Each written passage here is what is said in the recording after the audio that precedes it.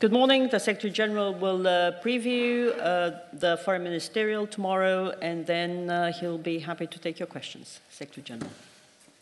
Good morning.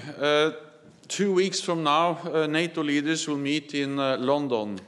Together we will mark our alliance's 70th anniversary and look to the future. Tomorrow, foreign ministers will finalize our preparations for the London meeting. This leaders' meeting is timely, not least because questions are being asked about the strength of the transatlantic relationship.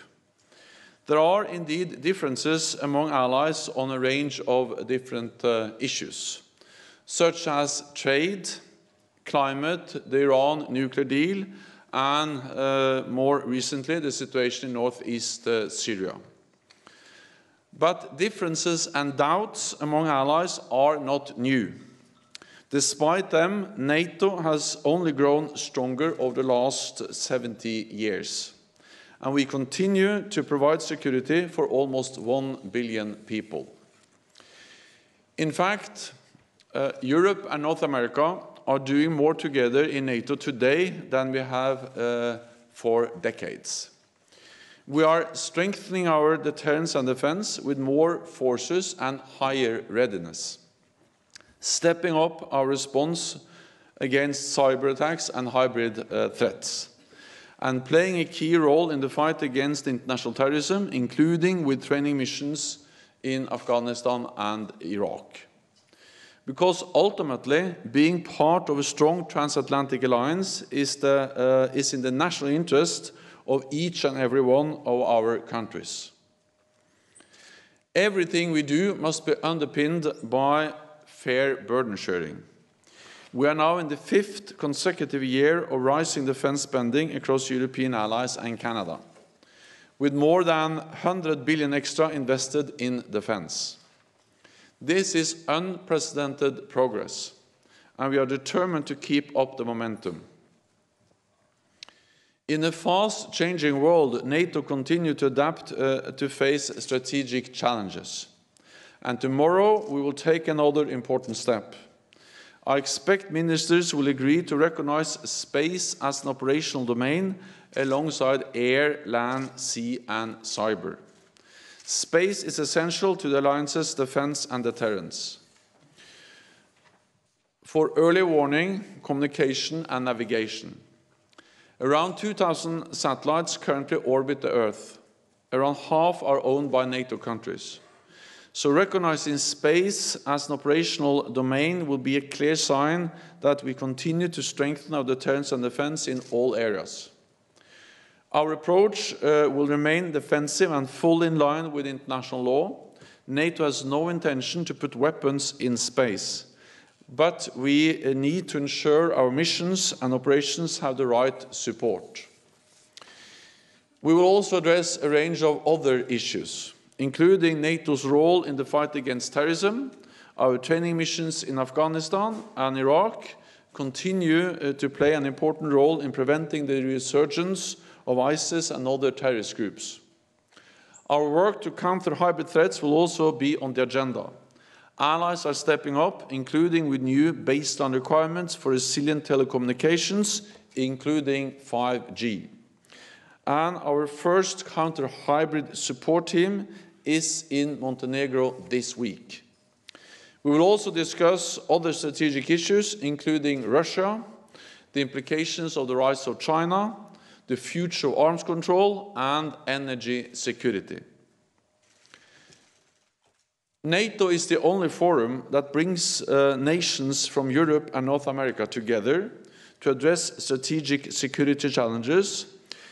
NATO remains the only guarantor of European and transatlantic security. And it is the responsibility of each of us to maintain and strengthen our unity in order to ensure credible deterrence and defense for all of us. And with that, I'm ready to take your questions. Okay, we'll start with Reuters. Yeah. There. Thank you, Secretary General. Two questions, if I may. On defense spending, we've heard this $100 billion figure for a while now. Can you give us an update on where you think what sort of numbers you'll be presenting to President Trump? And secondly, on space as a domain, how can you avoid giving the impression that NATO in some way is trying to take ownership of space? Thank you. We will publish new updated figures on defense spending before the leaders meeting in London in the beginning of December. And these new updated figures will be based on the national plans that all allies have provided. They have provided updated national plans before the meeting, and of course also on the budgets which have been agreed in different parliaments. So I will not announce what we will publish then, but we will have updated and new figures for you in a few days before the NATO leaders meeting in London. What I can say is that it is unprecedented, the increase we have seen over the last years. And allies continue to increase, and after years of cutting defense spending, all allies have started to increase, and I expect that also continue in the years to come. On space, well, space is of great importance for our civilian societies and for any military operation. It's about communications, it's about navigation, it's about data imagery. Space is essential for almost everything we do.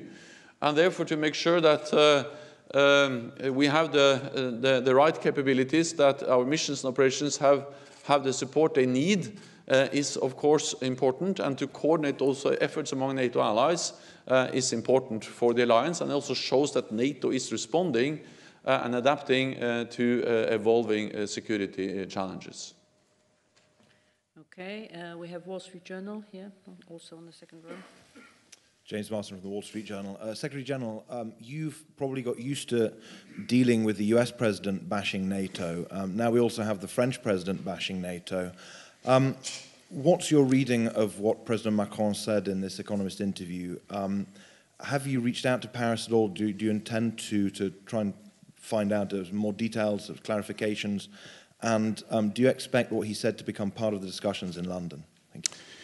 I'm planning to go to Paris next week to meet with President Macron, and my message is that NATO is adapting, NATO is agile, NATO is responding. The reality is that Europe and North America, we are doing more together than we have done for decades. And the US is not leaving Europe. The US is actually increasing their military presence in Europe with more troops, with more exercises, with more US investments in military infrastructure in Europe, and at the same time European allies are stepping up. My other message is that there is no contradiction between European unity and transatlantic unity. Actually, we need more European efforts on defense, but not as an alternative, not as something that is replacing NATO, but something which is strengthening the European pillar within NATO. This was also the very clear message, for instance, in Berlin, when I visited Germany recently. They strongly support the idea of strengthening EU efforts, European efforts on defense, but within the framework of NATO. And there is no way, European unity cannot replace transatlantic unity. We need both. And we have to also to understand that, especially after Brexit, EU cannot defend Europe. 80% of NATO's defense expenditure will come from non-EU allies, and the transatlantic bond remains vital for the security of Europe. And the ultimate guarantee for our security is the NATO nuclear deterrent. It's something we have together. It's part of the NATO alliance. It's something we plan, exercise, and deliver together as a transatlantic alliance. So that is my message. That will also, of course, be my message in Paris. The other message I also have is actually that, well, we are 29 democracies from both sides of the Atlantic, and there are differences. We have seen that all the way back to the Suez Crisis in 1956. The strength of NATO is that despite these differences, We have always been able to unite around our core task to protect and defend each other, and it is the responsibility of all allies to make sure that we do this also today, because we live in a more unpredictable and uncertain world, and in uncertain times we need strong multilateral institutions like NATO, and therefore the answer is stronger and more NATO, not to weaken the transatlantic bond. Okay, we had Frankfurt Allgemeine, yeah, fifth row up there. Yeah, thanks. Thank you very much. Secretary General, in this now famous interview with The Economist, President Macron has hinted to the fact that after Brexit, France will remain the only power in the European Union which holds nuclear weapons. And he said it's essential to think what that means for us in relations to others. So my question now to you, what do you think is the strategic value of these French nuclear weapons for the security in Europe? It's not for me to comment on EU, but what I can say is that our nuclear deterrent is, of course, fundamental for our security. And we have 3 nuclear powers in the alliance: the United States, the United Kingdom, and France. The United States is also providing nuclear capabilities or nuclear weapons to our NATO nuclear deterrent, to our nuclear sharing arrangements, where the US has nuclear weapons in Europe, but also deployed in different European allied countries. And then we have what we call dual-capable aircrafts, operating them from different, or able to operate them from different European countries. And of course, this is the ultimate guarantee for our security. France is not part of that nuclear arrangement or sharing capability in NATO. That's a decision by France. But at the same time, of course, the French nuclear weapons support NATO.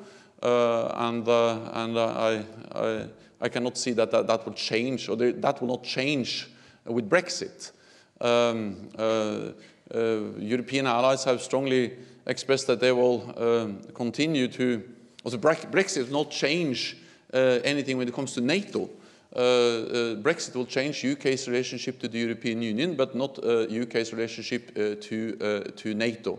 And we have to also again to remember that any attempt to distance Europe from North America will weaken the transatlantic bond, but it will also divide Europe. There is no interest in Europe to do that. So that will weaken both Europe and North America and the transatlantic unity. So again, we need to keep the alliance together, and we need to keep Europe together. We should not make that as 2 things which are competing with each other. Okay, we had Financial Times at the top there. Yeah. Higher up. Thank you. Michael Peel, Financial Times. A couple of questions, please, SecGen. Are you concerned at all that the action that NATO is taking on China could be perceived as or portrayed as threatening by Beijing, given that NATO is a military alliance?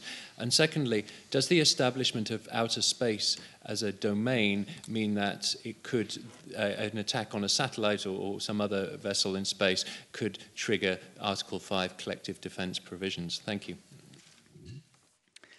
NATO is a defensive alliance, and there is nothing we are doing which is threatening towards any other country anywhere in the world. And there is no plans, no proposal, no intention to move NATO into, for instance, the South China Sea. But what we see is the rise of China. We see that China soon will have the largest economy in the world. They have the second largest defense budget. China is investing heavily in modern military capabilities, including new advanced intercontinental ballistic missile, hypersonic weapons, gliders, and so on. So these are, of course, significant military capabilities which affect our security. Second, China is coming closer to us. We see them in Africa, in the Arctic, investing in infrastructure in Europe, and also in cyberspace. So we need to assess the consequences for our security of the rise of China. There are opportunities, but there are also some challenges, and I welcome the fact that NATO allies have agreed that we have to address this together. My message is also that sometimes, for instance, in the United States, I was there last week, I met it was expressed from some of my interlocutors in the United States that they are concerned about the size of China. Well, if the United States is concerned about the size of China, then it's even more important to keep your friends and allies close. Because together, we represent 50% of the world GDP and 50% of the world military might. So, yes, China is growing, but that makes actually NATO just even more important also for the United States. On space, so any ally may request consultations on any threat or attack. That was the case before we declare space as operational domain, and it will be the case also after the ministers, as I expect, will declare space as operational domain during their meeting tomorrow. We will always consider on a case-by-case basis whether to trigger Article 5, and we will not give the advantage to any potential adversary that will specify exactly what is the threshold for triggering Article 5. Okay, that's James. Yeah, blue shirt. Yeah. Thank you. Yes, Brooks, Senior James Defense. Coming back to space again. Yes, NATO's new space domain will be defensive only.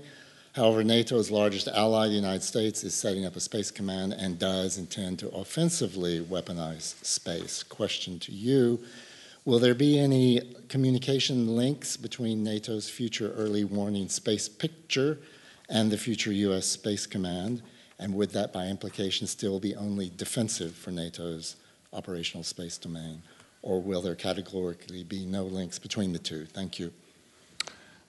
What I can say is that we will not weaponize space. We will not deploy weapons in space, but we have to take into account, we have to relate to the fact that space is becoming more and more important for our military operations and missions. And it's also had to do with the vulnerability, the resilience of civilian societies, because space is so important for navigation, for communications, and for many other things.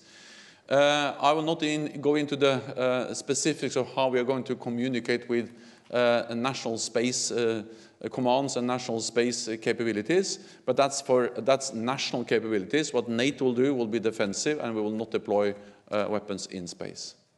We'll take a couple of questions in front. So I'll have Belsat from Belarus. Secretary General, how do you consider Belarus now, 5 years after the beginning of a hybrid aggression of Russia against Ukraine? Do you feel that Belarus is a rationalized potential threat to NATO or not? Thank you. So, Belarus has been a partner of NATO since 1995. And our relations with Belarus is based on common interest and the open channels of dialogue. We are, for instance, working with Belarus on issues related to transparency, risk reduction, because we believe that in a security environment where we have seen increased tensions, we see more military exercises, then it's even more important to have as much transparency and predictability as possible. And my Assistant Secretary General for Emerging Security Challenges was part of a delegation that visited Belarus recently, and he took part in a dialogue to try to strengthen our partnership with Belarus. We don't see any threat against any NATO allied country. We welcome the partnership and the work we do with Belarus. Okay, we'll go to our Ukrainian colleague, third row. Thanks. Dmitry Shkurko, National News Agency of Ukraine. Yesterday, Russia returned to Ukraine remainings of the ships seized previous year in November. Will ministers discuss that situation? Well, continue to ignoring the ruling of the International Sea Court in Hague. Will the minister discuss the situation tomorrow in the context of the preserving naval presence in the Black Sea and continuation of insisting of naval freedom of navigation there? Thanks. So first of all, I welcome the return of the seized Ukrainian ships. This is something Russia should have done a long time ago, and they didn't have the right to seize those ships when they did so. So I welcome that they are now being returned. And this is also in line with Russia's international obligations. I think it is a good thing, also because hopefully it can help to make some progress in implementing the Minsk agreements and help also the efforts of the Normandy format to make progress to find a sustainable political solution to the crisis in Ukraine. I expect that ministers will address this during our meeting tomorrow. The North Atlantic Council and we visited Ukraine recently. We went to Kiev, we met President Zelensky, but we also went to Odessa, where NATO is now helping to build the Naval Academy to strengthen military education, naval education. And it just shows that NATO allies provide strong political support to Ukraine, but also practical support on cyber, on logistics, on command and control, and different NATO allies also provide different kinds of training. So we will continue to do that. And we also convey a very clear message that Russia must allow freedom of navigation in the Sea of Azov and also, of course, in the Kerch Straits. Okay, we go to NPR, Deutsche Welle. Yeah. Hi, Terry Schultz over here. Secretary General, in northern Syria, things have calmed down a bit since the defense ministers' meeting, but now you have Russia patrolling right next to the border and, in fact, taking over an airbase used by the United States within 24 hours of the Americans departing. Are you uncomfortable with this situation, even if things are relatively calm on the ground? So, I welcome the fact that at least we have seen some reduction in violence. The situation in northern Syria and northeast Syria is still fragile, difficult, and extremely complex. But at least it is a step forward that we have seen, at least up till now, a reduction in violence, and we have to build on that to try to find a political solution to the crisis in Syria. There are different views among NATO allies on the situation in northeast Syria, but I think it is important that NATO at least is a platform for allies to sit together and to address the situation in Syria. They did so at the defense ministerial meeting recently, and I expect also the situation will be discussed when ministers meet tomorrow. What we all agree on is that we must not jeopardize the progress, the gains we have made in the fight against Daesh. We need to look into what more we can do to strengthen the efforts in the fighting ISIS or Daesh. And we also agree that that Turkey is the ally which is hosting most refugees, and Turkey has suffered many terrorist attacks, and therefore Turkey has some legitimate security concerns. And I think it is important just that NATO is a place where allies meet and discuss also issues like the situation in Syria. Okay, North Macedonia TV, lady in purple. Secretary General, how, in your opinion, the ratification of the protocol for North Macedonia going on? 27 allies have finished the ratification. 2 allies still remain to do so.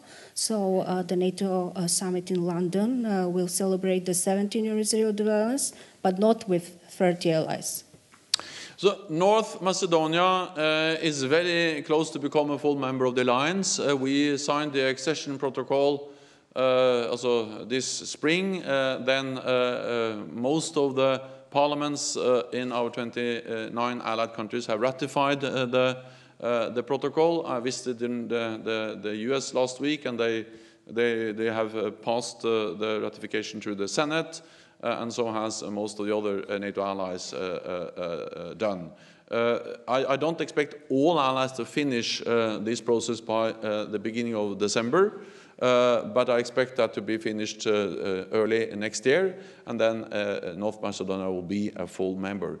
They will be at the table. They will be attending. North Macedonia will attend the meeting at the heads of state and government level in London as an invitee.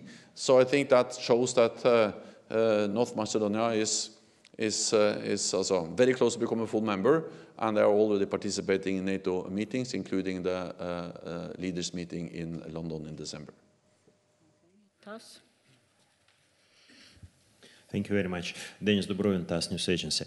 Secretary General, a question about the burden sharing. As we can see, the figures of the 2018, the budget, military budget of NATO is 20 times larger than military budget of Russia. So the question is, who needs to be deterred? And the second question, how comes that NATO feels the need to deter Russia with the military budget 20 times larger than Russian military budget and still wants more money for defense? Does it mean that NATO army is 20 times less efficient than Russian? Thank you. We invest in our armies, in our defense and deterrence, but that's not directed against any other countries. We are a defensive alliance, and we do so to provide a credible deterrence and defense. And the purpose of providing that is not to provoke a conflict, but it is to prevent a conflict. And as long as there is no doubt that if any ally is attacked, the whole alliance will respond, then we prevent conflict. That's the reason why NATO exists, is to preserve peace, is to prevent a military conflict. And we have successfully done that for 70 years. It is right that the aggressive actions of Russia against Ukraine triggered a military adaptation, a military response from NATO with high readiness of forces, with forward deployment of combat-ready troops in the eastern part of the alliance, to send an absolutely clear message that what happened in Crimea cannot happen against a NATO ally. And there has to be no room for misunderstanding, miscalculation, because if there is no room for misunderstanding, miscalculation, then we prevent such a situation from happening, and that's the best way to preserve peace. And that's the reason why we have invested more, and also why we have increased the readiness of our forces and deployed forces to the eastern part of the alliance. When it comes to these figures and numbers, we are an effective alliance, and we have effective armies, but the cost level is much higher, reflecting just a higher standard of living. So if you compare salaries and costs across NATO allies and Russia, of course the cost levels are higher. Therefore, when you compare these budgets at market prices and common currencies, then you get at those conclusions you are referring to. But that doesn't reflect less efficiency, but it reflects to a large extent differences in cost levels. If you do this at purchasing power, you get totally different figures. The thing is that we will defend, we will invest as much as needed to make sure that we have credible deterrence and defense. Okay, Agence France Presse. Hi, Damon Wake from Agence France Presse. Continuing with the Russian theme, are you at all concerned by President Macron's calls for and moves towards rapprochement with Moscow? Is he moving too quickly? Has Russia done enough to merit this? And secondly, what do you make of Russian suggestions of a moratorium on the deployment of intermediate-range missiles in Europe? Thank you. NATO and all NATO allies have stated again and again that we need a dual-track approach to Russia. And I expect that allies will reiterate that approach when they meet also in London, meaning that we need strong deterrence and defense, but at the same time we will always strive for a better relationship with Russia, because Russia is our neighbor, Russia is there to stay, and we will try to strive for a better relationship. And even without a better relationship with Russia, we have to work for dialogue, predictability, transparency in our relationship with Russia, meaning we need to manage a difficult relationship. Because with more military presence, with higher tensions, with more exercises, we have to make sure that we don't see incidents, accidents that can spiral and come out of control. So all allies agree on this dual-track approach. We all regret also to address issues related to arms control. We all regret the demise of the INF Treaty. It has been clearly stated from, again, all NATO allies several times that the responsibility for the demise of the INF Treaty is on Russia, or it's Russia's responsibility, because they violated the treaty, and by violating the INF Treaty, they destroyed the treaty. What we are discussing now in NATO is, or addressing now in NATO, is our response, and that includes also initiatives on arms control, because we believe in arms control, but of course for any arms control to be effective, it has to be also balanced, it has to be credible, and it has to be respected. So exactly how we will include intermediate range weapons in a new arms control regime is a bit too early to say, but we agree that the reason for the demise of the treaty was the Russian violations. Okay, Europa Press. Thank you, Ana Pisonero from the Spanish news agency Europa Press. Secretary General, going forward in the adaptation that NATO will need to continue doing to face threats in space, also artificial intelligence, all the new technological developments, do you still see space for NATO to have a reflection on how politically it consults strategic decisions that have a big impact on the alliance, for example, like the offensive in Turkey and the previous decision of the US to pull out their troops? Do you see a fair point here in the criticisms of President Macron and a bit his evaluation that NATO is working very well as a military alliance and in terms of interoperability and on the military front, but maybe there is a bit space to improve on the political strategic consultations? And in relation to this, going forward as well, and looking for the next years of NATO, do you see the main threats are coming from inside or outside? Thank you. So NATO is constantly discussing, addressing issues of strategic importance for all allies. That's exactly what we do at every meeting. And that's the reason why, for instance, we have agreed on a dual-track approach to Russia, deterrence, defense, combined with dialogue. That's the reason why we were able to agree on how to handle the demise of the INF Treaty, a big strategic challenge, where, of course, we regret that Russia violated the treaty, but I welcome the unity the alliance was able to demonstrate in dealing with the Russian violations of the INF Treaty. Huge strategic issues where we have a common approach. On arms control in general, something which we address and discuss in NATO on a regular basis. The whole challenge of terrorism is something we have discussed, addressed again and again in NATO. our mission in Afghanistan, which is our biggest military operation still, is about fighting terrorism, is about making sure that Afghanistan doesn't once again become a safe haven for international terrorism. All NATO allies and NATO are part of the global coalition to defeat ISIS. We all participated at the meeting of the global coalition in Washington last week. We discussed and addressed the situation, including in northern Syria. Again, there are differences within the global coalition and within NATO on the situation in northern Syria, but at least the allies sit around the same table and discuss, and that's the only way also to try to find common ground. And despite the differences we see on the current situation in northern Syria, we agree on the need to step up the efforts in fighting ISIS. We agree on the need to continue NATO missions and operations in and around Turkey, including with the assurance measures and, for instance, the NATO presence in the Aegean Sea.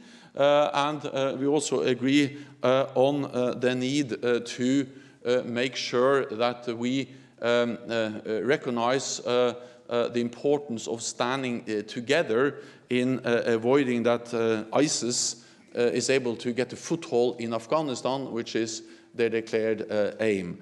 So NATO is the only platform where North America and Europe meet on a daily basis and where we address a wide range of issues, including the most important strategic issues we are faced with today: a more assertive Russia, terrorism, the rise of China, arms control, and many other issues.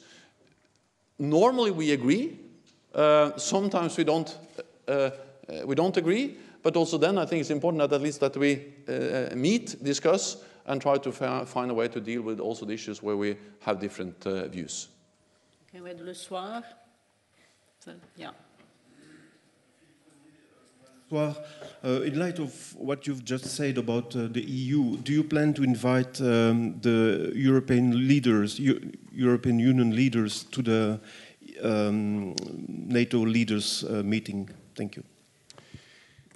This is a very special meeting in the sense that it's only one session. So this is different from other NATO leaders meetings because we only have one session where we are going to discuss the future of NATO, and it's there to and the only reason why we have one session is that this is not a normal summit. This is a leaders meeting where we are going to mark the 70th anniversary of the alliance. I meet with EU leaders on a regular basis. I know that both also the outgoing but also incoming leadership of the EU are very much aware of the importance of NATO-EU cooperation. I look forward to working also with the new leadership. But this meeting is different from other NATO meetings just because we have only one session. Okay. Agence France-Presse, a second question. And in French, if I may.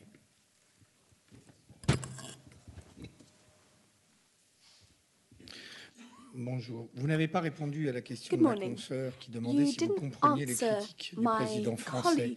Il a eu des mots très durs pour déplorer l'absence de consultation sur des questions stratégiques. Il a dit que ce niveau-là était en état de mort cérébrale. Je voudrais savoir quelle réponse vous allez apporter.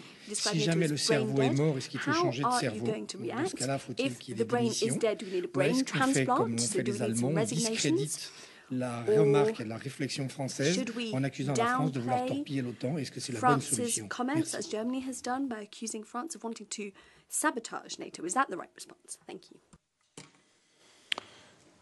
I will go to Paris next week, and there I intend to discuss these issues with President Macron, and I think that's the best way also to address any differences, is to sit down and discuss them and then to fully understand the messages and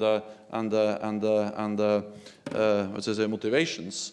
What I can say today is that if you just look at what NATO has done over the last years, you see a very agile, a very strong, a very adaptable alliance.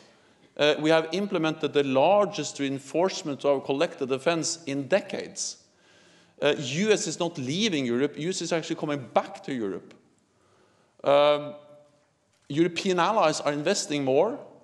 We are modernizing the alliance with a total new command structure, with addressing hybrid and cyber threats. And we are doing more together, North America and Europe, than we have done for decades. For the first time in our history, we have combat-ready troops, battle groups deployed in the eastern part of the alliance. So there is no doubt that NATO is able to adapt and to respond to a more difficult world with more unpredictable threats and challenges. Then, of course, when we are 29 allies, there will always be differences, because we represent 29 different countries, different political parties from both sides of the Atlantic with different history, different culture, and that has been always the case. Back to the Suez crisis in 1956, all the way to the Iraq war in 2003, there have been differences, disagreements on many issues. The strength of NATO is that we have always been able to overcome these differences and unite around our core task, and that is to protect and defend each other. And I'm absolutely certain that we can do that today also, because it is in the national security interest of each and every one of us to stand together, especially in uncertain times. Then we need strong institutions, strong multilateral institutions like NATO, and therefore we should strengthen NATO, not weaken NATO. And that is the responsibility for all of us, and I welcome the fact that that's exactly what we are doing, together, 29 allies, including France. So that's a good thing. Then, as I said, efforts to strengthen European defense, it's good. We have asked for that for years. We welcome it. But as also it was clearly stated from the German Chancellor and from Germany when I visited her a couple of weeks ago, this has to be as part of the European pillar within NATO, because EU cannot replace NATO. European security rests on transatlantic unity. And that's also the clear message from the European allies I have spoken with. And again, if we distance Europe from North America, we weaken NATO, but we also divide Europe. And therefore, we should not do that. We need strong Europe and we need strong NATO. There is no contradiction. Thank you very much. This concludes this press conference, and we'll see you tomorrow. Thank you. Thank you.